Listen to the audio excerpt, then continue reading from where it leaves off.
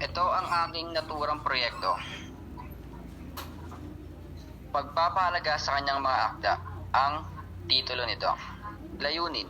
Ang pangunahing layunin ng proyektong ito ay ipakita ang halaga ng mga akda ni Rizal at kanyang mga pananaw sa lipunan.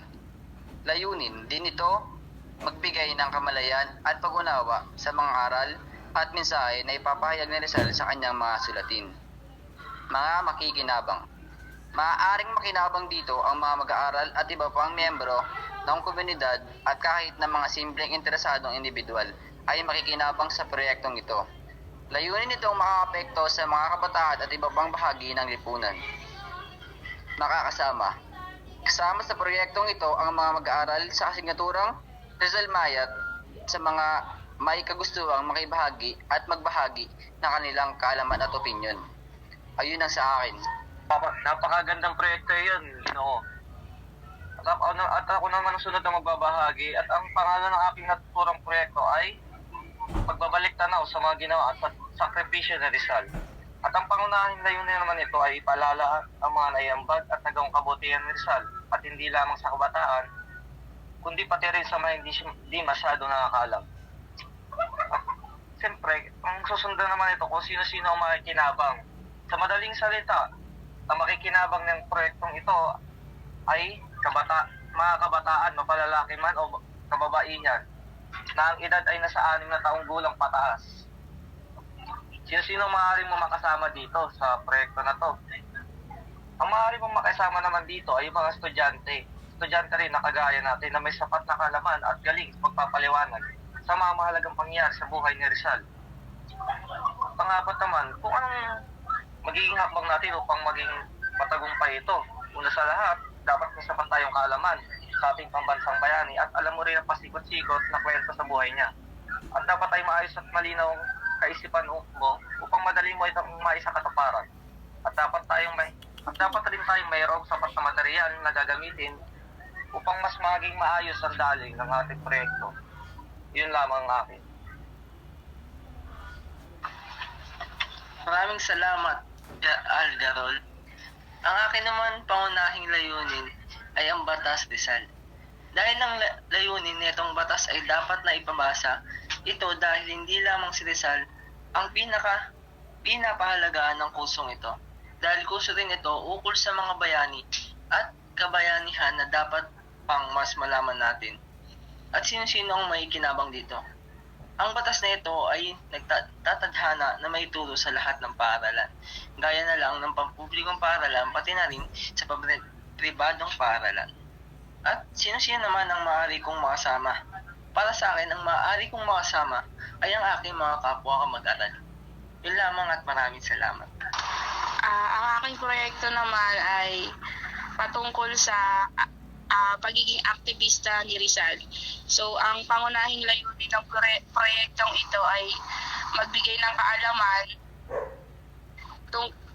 kaalaman at inspirasyon sa mga kabataan tungkol sa kahalagahan ng pagiging aktibong mamamayan at pagpapahalaga sa kasaysayan at kultura ng Pilipinas na hinihikayat sa pag-aaral at pag-uunawa sa mga akda at kritikal na pananaw ni Dr. Cesar Rizal. So, yung mga makikinabang nito is mga estudyante o kahit sinong individual na interesado na nagnanais magkaroon ng mas malalim pang pag-unawa sa kahalagahan ng aktivismo at makabansang pagmamahal. So, yung mga hakbang na pwedeng gawin para maging matagumpay ang proyektong ito, maaaring magbuo ng mga grupo ng pag-aaral at talakayan upang magsulong ng mas malalim na pag-unawa at pagsusuri sa mga ideya at krisistimo ni Rizal sa pamamagitan ng mga social media platform o sa pagsasagawa ng mga awareness campaign upang maengganyo ang mga mas maraming kabataan na sumali sa mga proyekto o aktibidad na ito. So, yun lamang. Akin naman is, ang pangalan ng aking proyekto ay Kung Buhay si Rizal Ngayon. Ang layunin naman ito ay ang pagbibigay ng edukasyon at inspirasyon sa kabataan tungkol sa prinsipyong ipinaglaban ni Rizal at ang mga kahalagahan ng pagmamahal sa bayan at pagpapahalaga sa edukasyon. Sino-sino ang makikinabang dito? Makikinabang dito ang mga estudyante sa paaralan ng pribado at ang publiko, pati na rin yung mga guro. Sino-sino ang maaari mong makasama? Maaari kong makasama dito ay ang aking mga kaklase or kapwa kamag-aral. Yun lamang po. Ang aking proyekto, Rizal para sa kaalaman at pagkikilala sa kanyang buhay at akda.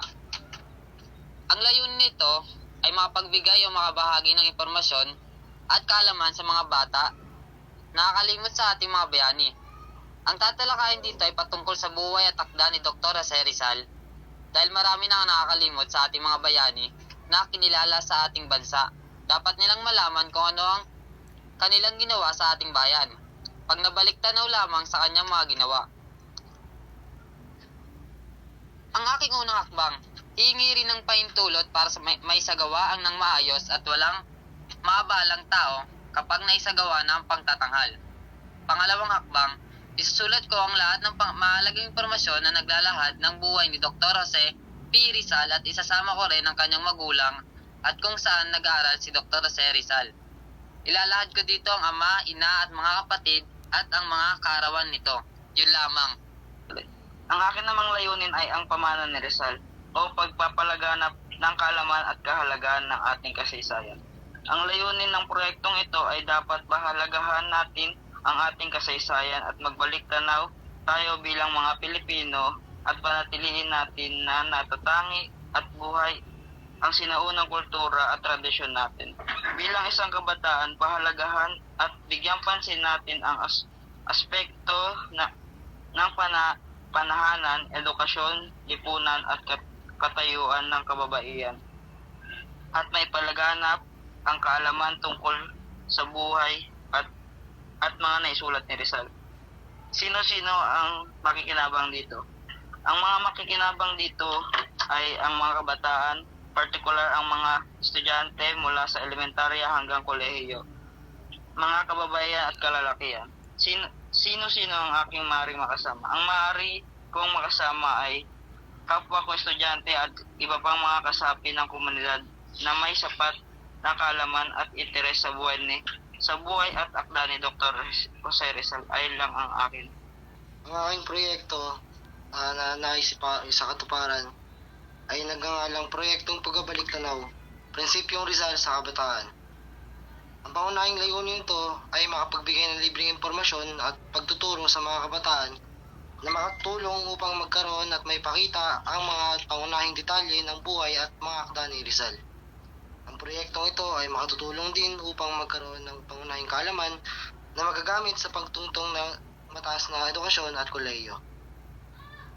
Ang mga makikinabang dito o maaari makinabang rito sa proyekto ay mga kabataan sa aming espesipikong komunidad. Sila mga kabataan na matatagpuan lamang na nagdilibot sa tabing kalsada, na naglalaro, nagalakbay. Ang mga kabataang ito ay maaaring babae at lalaki. May taong gulang na 17 pababa at lahat sila ay kasalukuyan nag-aaral sa paaralan. Ang mga maaari kong makasama sa aking proyekto ay aking mga pamilya, aking mga pinsan, tiyahin, tiyuhin at mga kaibigan. Ang mga hakbang naman na aking gagawin upang maging matagumpay ang aking proyekto ay unang-una sa lahat, marapat na makapaghanda ng planong pang-aksyon at magkaroon ng pag-aanalisa sa lugar at mga kalagayan ng mga kabataan. Magkaroon din ng tamang pag-oorganisa sa mga pangangailangan, kagamitan, lugar ng panunuruan, schedule at protokol pangkaligtasan ng mga kabataan na kasali sa nasabing proyekto. At kailangan din ng katibayan o yung sertipiko na pinapayagan na magpaandar o magpasagawa ng proyekto sa naturang lugar. Ayun lang ang mga aking proyekto. Ang aking proyekto naman ay may pamagat na tanong ko sagot mo ito ay simpleng interview lamang na kailangan sagutin ng mga mamamayang Pilipino ang aking mga katanungan. Ang pangunahing layunin nito ay ang magbigay ng mas maraming kaalaman ukol sa buhay ni Rizal at ang kanyang mga nagawa sa mga Pilipino at sa ating bansang Pilipinas. Dahil karamihan sa mga Pilipino ay kilala lamang si Rizal bilang pambansang bayani, dito ay kikilalanin natin kung ano, sino nga ba si Jose Rizal, lalo na sa mga kabataang Pilipino. Sino-sino ang makikinabang dito? Ang makikinabang dito ay ang mga kapwa ko, mamamayang Pilipino, 5 hanggang 10 tao ang pwede lumahok dito, babae man o lalaki, edad 10 pataas. Sino-sino ang maaari kong makasama? Ang maaari kong makasama dito ay aking kapwa kamag-aral. Yun lamang po ang akin. Ang aking proyekto naman ay ang paghihirap ni Rizal para sa bayan ng kanyang sinilangan.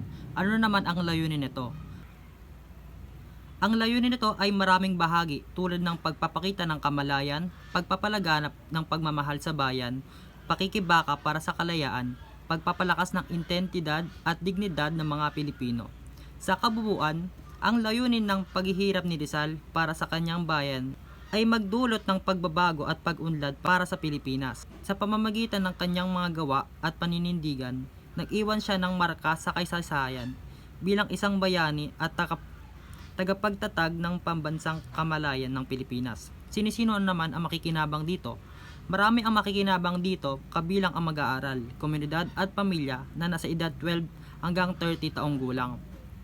Lahat ng kasirya naman ay pwedeng sumali. Sino-sino ang maaari mo makasama? Maaari kong makasama ang aking mga kamag-aral o pamilya bilang pagbigay ng suporta sa proyektong ito. Ano-anong hakbang ang maaari mong gawin upang maging matagumpay ito?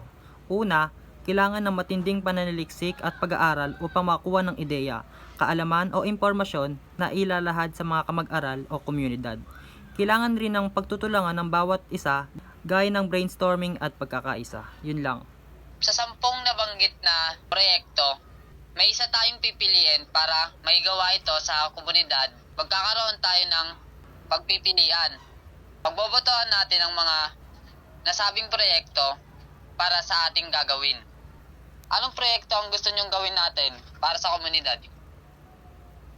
Pwede nating piliin yung akin dahil pwede nating pakilala sa mga lalahok at magkaroon tayo ng maikling pagsusulit. Pwede nating italakay sa kanila yung paghihirap ni Rizal sa bayan ng kanyang sinilangan.